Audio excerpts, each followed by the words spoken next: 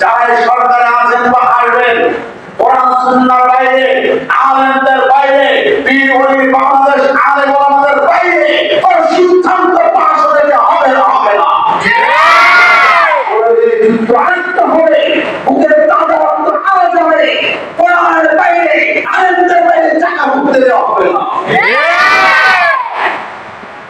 চূড়ান্ত ঘোষণা আমরা দিয়েছি, এখন দিতে চাই। বাংলাদেশের প্রতিটা মসজিদকে, কমিটিকে, ইমামকে বলতে চায়, ইমাম সাহেবরা গোলামীর চিন্তির মুক্ত ছেড়ে দেয়। এখন ইমামতের আসনে বসেন, ইমামতের আসনে বসেন, সঠিক ডিরেকশন দেবেন। কিসের ভয়? চাকরি মনে করবেন না, চাকরি মনে করে জায়েজ নাই। চাকরির নিয়ে ইমামতি করে হারাম, চাকরি নয়, সমাজ বাঁচানোর জন্য ইমামতি করবেন, সমাজকে রক্ষার জন্য ইমামতি করবেন। সেই চিন্তা আপনার এই মসজিদ ভিত্তিক কমিটি করেন, আলেমের নেতৃত্বে, যার কাছে কোরআন আছে তার নেতৃত্বে কমিটি হবে, মসজিদ কমিটি হবে। ঠিক। ইমাম সামনে থাকে না পিছনে থাকে? সামনে। সভাপতি কোন জায়গায় থাকে? পিছনে। সভাপতি অর্ডারে ইমাম চলবে, ইমামের অর্ডারে সভাপতি চলবে, ইমামের অর্ডারে সভাপতি চলবে।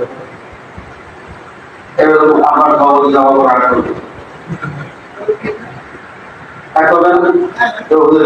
করবে, চিন্তা করেন কে সামনে? আমি ইমামের অনুসরণের জন্য হাত পাতলাম নাকি? ইত্যাদি অনুসরণ করার কোনো দরকার নেই। এই ইমাম শুধু আমাদের ইমাম না,